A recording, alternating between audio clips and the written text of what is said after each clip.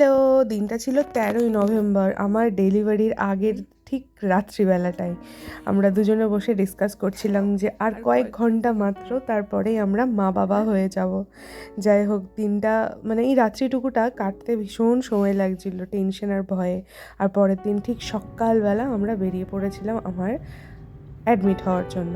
তো অনেকটাই সকালে বেরোতে হয়েছিল, প্রায় ওই 6:30 নাগাদ। আর রাস্তায় ভীষণ কুয়াশা ছিল, আর তার সাথে ছিল মনে বিশাল ভয় আর টেনশন, দুটোই একসাথে কাজ করছিল।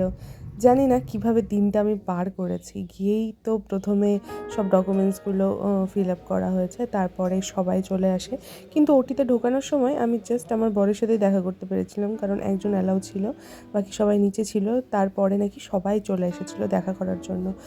ততক্ষণে আমাকে ওটিতে নিয়েও চলে যায়, আর ওটি কমপ্লিট হয়ে যায়, আর আমার ছেলে চলেও আসে।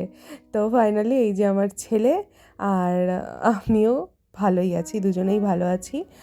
আর সবাই খুশি, নিচে এসে নাকি সবাই খুব খুশি হয়েছে। আমি তো, আমার কিছু মনে নেই সেই সময়কার কথা, আর ছেলের মুখ দেখে সবটাই ভুলে গেছিলাম। যে কটা দিন ছিলাম নার্সিংহোমে, ওর সাথে বেশ ভালো সময় কাটিয়েছি। তারপরেই আমার ডিসচার্জের দিন। তো আমরা এই গাড়িতে আসছিলাম, পেছনে ছিল বাবার গাড়ি। আর বাড়িতে আসার পরেই দেখি বাড়িতে একটু ছোট্টখাট্টো সুন্দর করে সাজানো একটা ঘর। আর সেটা দেখেও আমি ভীষণ খুশি হয়ে যাই, কারণ আমার ছেলের জন্য আয়োজনটা করা হয়েছিল। আর ফাইনালি আমরা দুজনে বাবা মা হয়ে যাই, আর আমাদের ছেলে। যাই হোক, কেমন লাগলো অবশ্যই কমেন্ট করে জানাবে, চ্যানেলটাকে সাবস্ক্রাইব করে দিয়ে যাবে। আর ওর বাবার কোলে প্রথমবার আমার ছেলে।